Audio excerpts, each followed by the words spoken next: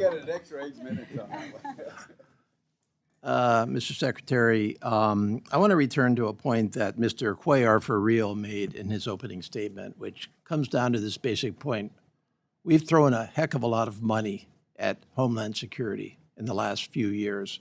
We started with a base budget for Homeland Security of $62 billion in FY 2025.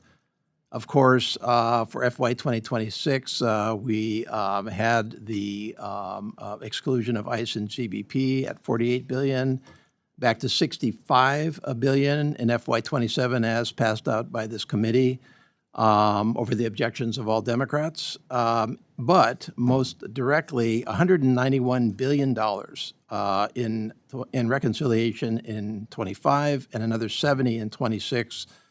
For a total of $261 billion. Now, granted, that's spread out over a number of years.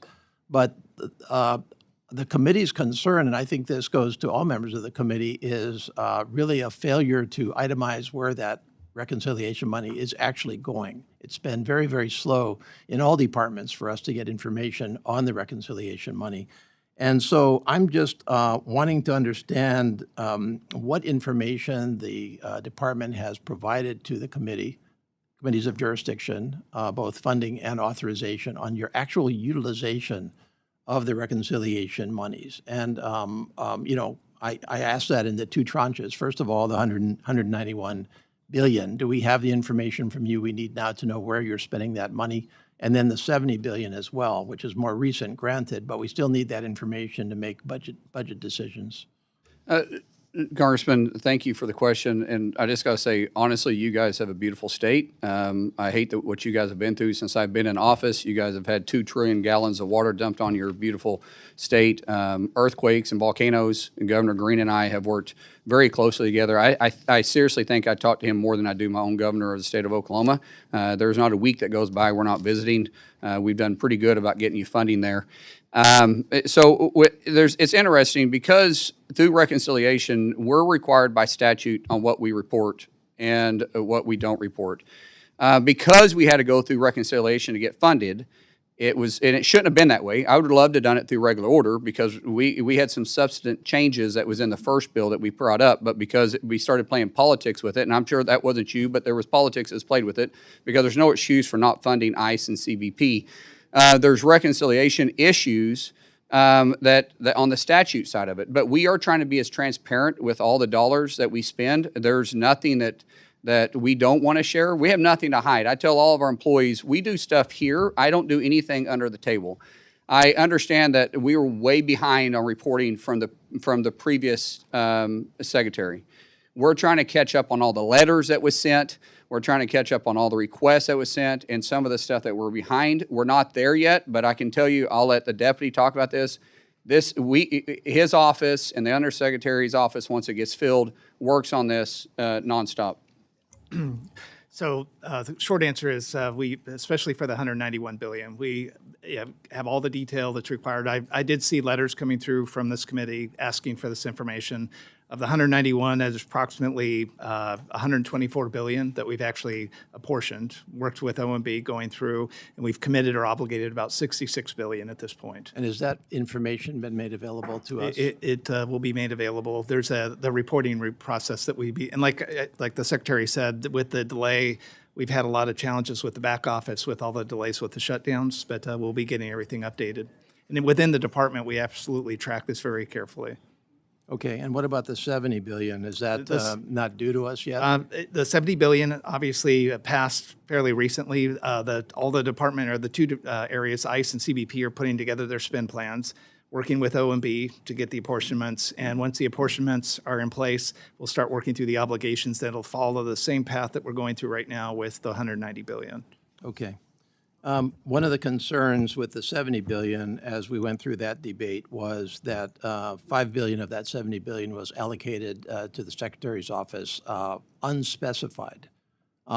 First of all, do you agree with that? I just want to make sure we're on the same page. And second, what exactly are the plans for the Secretary to have 5 billion to spend at his discretion? Yeah, the 5 billion is very similar to what you saw in the 190 billion OSAM fund that we had out there for the Secretary. And It's really kind of broken up into kind of two categories between the judicial or stuff that's done non-immigration and the 2.5 that would be potentially stuff that we could do to augment stuff. And the example that I would say the Secretary's been very focused on is counter UAS.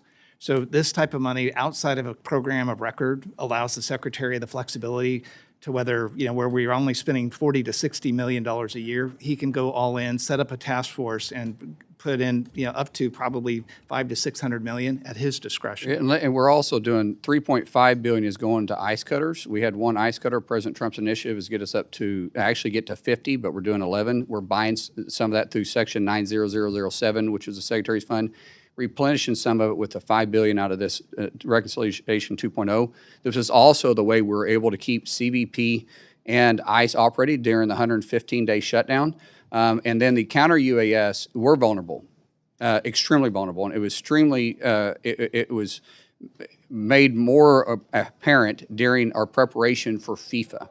So for the first time in history, we have all 11 stadiums covered with counter UAS. That's never happened before. In fact, none of these stadiums even had counter UAS.